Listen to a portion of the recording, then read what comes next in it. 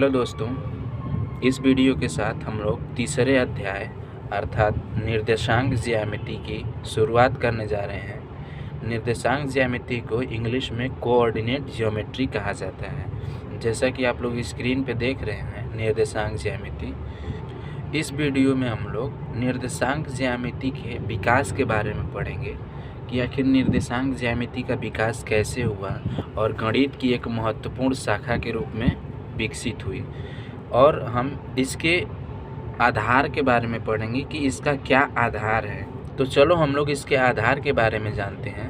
तो हम लोग एक उदाहरण से शुरुआत करते हैं। जैसे मान लो एक पेपर शीट दिया हुआ हो, जैसे आप लोगों के कॉपी का पेज होता है वैसे यहाँ पे एक कॉपी का पेज है, जैसा कि आप लोग स्क्रीन पे देख रहे हैं। अब इस पे यदि मैं एक बिंदु अंकित कर दूं, मान लो कि मैंने उस बिंदु को यहाँ पे अंकित कर दिया, आप लोगों को दिखाई दे रहा होगा। तो और मैंने पूछा कि इस बिंदु की एग्जैक्ट पोजीशन क्या है, यानी कि इस पेपर शीट पे ये बिंदु कहाँ पे स्थित है, उसकी एग्जैक्ट पोजीशन या फिर एग्जैक्ट लोकेशन बताओ। तो जैसे आप लोगों में से कोई कह देगा कि ये देखने में तो आधे जो पेज है उसके आधे से ऊपरी भाग में स्थित है, तो हम लोग कह सकते हैं कि इस पेज के ऊपरी भाग में स्थित है। या फिर हम लोग कह सकते हैं कि ये जो ऊर्ध्वाधर रेखा है और ये है, तो बाएं वाली ऊर्ध्वाधर रेखा के पास में स्थित है, ये भी बोल सकते हैं। लेकिन क्या इसकी एग्जैक्ट पोजीशन वही होगी?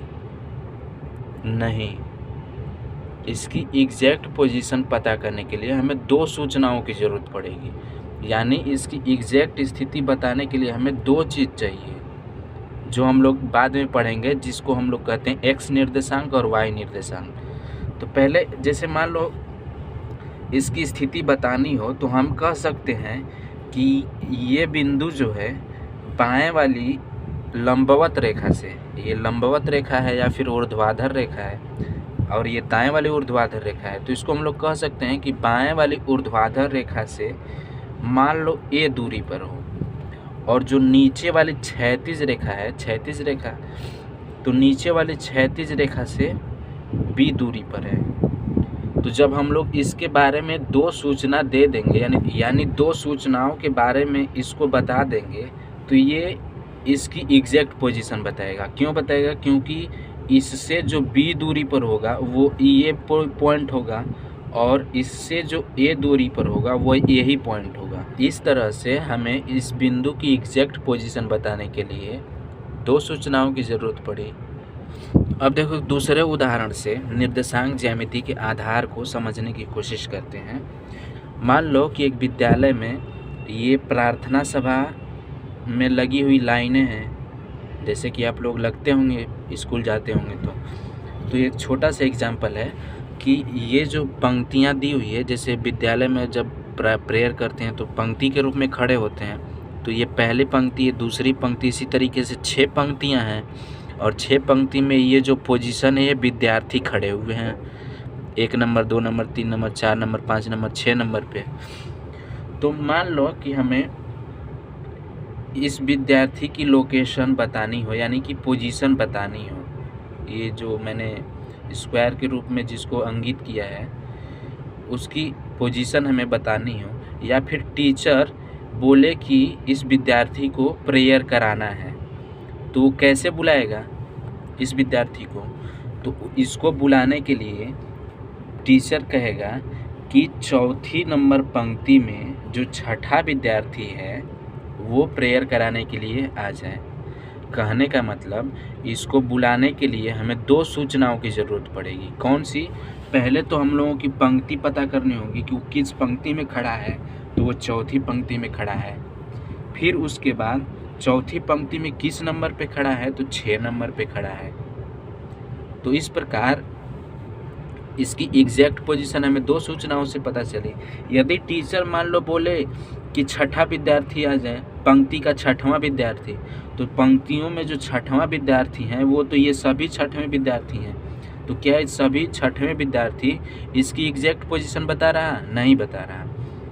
इसीलिए जो निर्देशांक ज्यामिति का आधार है वो यही है कि किसी बिंदु की स्थिति हमें एग्जैक्ट पता करनी हो तो उसके लिए दो सूचनाओं की ज़रूरत पड़ती है, जिसे हम लोग आगे x निर्देशांक और y निर्देशांक के रूप में पढ़ेंगे।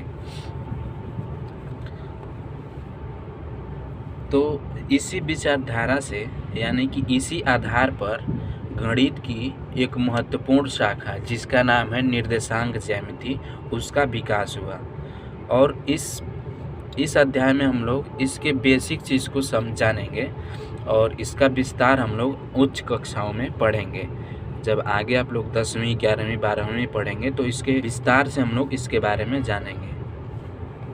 अब जैसे हम लोगों ने पढ़ा कि किसी भी बिंदु की यदि स्थिति पता करनी हो वो भी एग्जैक्ट, तो उसके लिए हमें दो सूचनाओं की ज़रूरत पड़ेगी। तो इसको पता किसने लगाया? ये लगभग 17वीं शताब्दी की शुरुआती दौर की बात है। उस समय फ्रांस के एक दार्शनिक और गणितज्ञ थे जिनका नाम था रेने दकार्ते। क्या नाम था? रेने दकार्ते। जैसा कि आप लोग स्क्रीन पे देख रहे हैं, तो रेने दकार्ते जो थे उन्होंने ही इस समस्या का हल ढूंढ निकाला था। क्या?